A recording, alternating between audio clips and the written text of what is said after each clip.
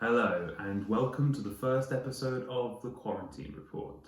You're here with me, Joel, and the purpose of this report is to keep you informed, entertained, and most of all, sane, as we are all stuck in our houses, stuck in wherever it is we may be. We can't go out. We are in unprecedented times. So I'm going to keep morale up, keep calm and carry on. So we'll begin with the name of this virus. So COVID-19 is the scientific name, that much is agreed upon. But the common name we use at the moment is coronavirus. Now, the name I think we should be using is the China virus, or the Wuhan virus, Chinese virus, any variation on that. Not my favourite name, which is Kung Flu, a great name, but not the most professional name to use. Lots of diseases are named after places. You've got Spanish flu, obviously named after Spain, Ebola, named after the Ebola River in the Congo, Zika virus, named after the Zika forest in Uganda. No reason why this shouldn't be Wuhan or China virus. This event is first and foremost a communist cock-up. The Chinese Communist Party for 3 weeks, let this virus spread around the world, let their people travel from Wuhan, the eastern city in the province of Hubei, where the virus originated. They let them travel, spread it all around the world and around China, making this the global pandemic this is.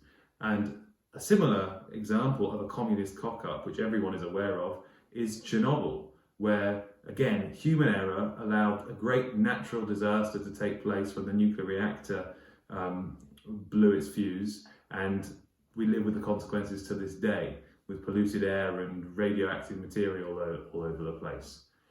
What you definitely need to remember, every time you fight with someone in the supermarket for a roll of toilet paper, every time you rush in desperate to find food and soap, remember it's all because of the Chinese Communist Party and what they did in allowing this disease to spread. Every single penny, pound, dollar, euro of money we are losing is because of their incompetence.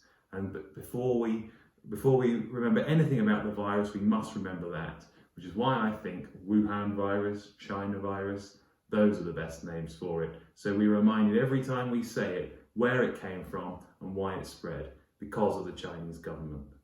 So next I want to move on to the origins of the virus itself. So we know it came from the eastern Chinese province of Hubei, and specifically the city of Wuhan. Wuhan, a name that we're all very familiar with now. Now, in terms of the origin of the virus, we think there are a few possible explanations, although I should make clear there is no consensus on the exact origin of the virus. One option is that it came from a Chinese laboratory. A laboratory where they were doing certain tests and the virus escaped, and the government suppressed this information in order to sort of cover up their own faults. Now, we're not sure about that. I mean, reputable newspapers like The Times have reported on that, but it does have a conspiratorial sound to it. We're not quite sure about that. I mean, what is a conspiracy though is what China have said, which is they blame the US military for this. So we know that's not where it came from. Now, a more likely explanation is it came from China's infamous wet markets. Now, in these wet markets, you have all sorts of wild animals, bats, snakes, you name it, it's there. Now, that might seem revolting to us in the West, but it's a common occurrence in China. And we think, now again, not certain, but we think that the crossing of the virus came from bats to humans, likely, although not exclusively, a result of humans eating bats, which unfortunately in China they do like to eat bats, and so the chance of contamination if you do that is going to be very high.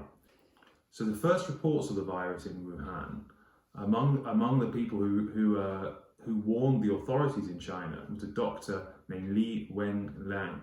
Now I want you to remember his name because he is the great hero of this. He tried to blow the whistle. He tried to warn that the consequences of this could be disastrous. He tried his best, and in true communist and dictatorial fashion, the Chinese government intimidated him into silence. And whilst they intimidated him into silence, the virus spread.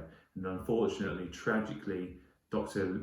Wenliang caught the virus himself and unfortunately he's died from that and he's no longer with us. But his name ought to be remembered because he tried to warn us, he tried to prevent all this happening whilst the incompetence around him were allowing it to spread to the rest of us.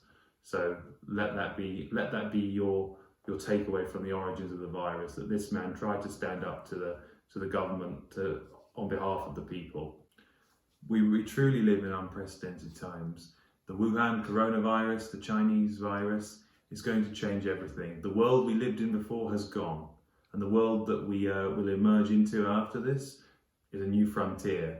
The only comparison that can be made is the Second World War. The world before the war and the world after the war were two completely different places. That's likely what's going to happen now. Everyday life has not been disrupted like this for almost 70 years, and the results will be profound. But I'll be here the whole time to inform, entertain, and keep you sane. Don't forget to don't touch, but elbow the like button. Comment any questions you want to ask away. I'll be happy to answer, and look forward to seeing you again with more of the Quarantine Report.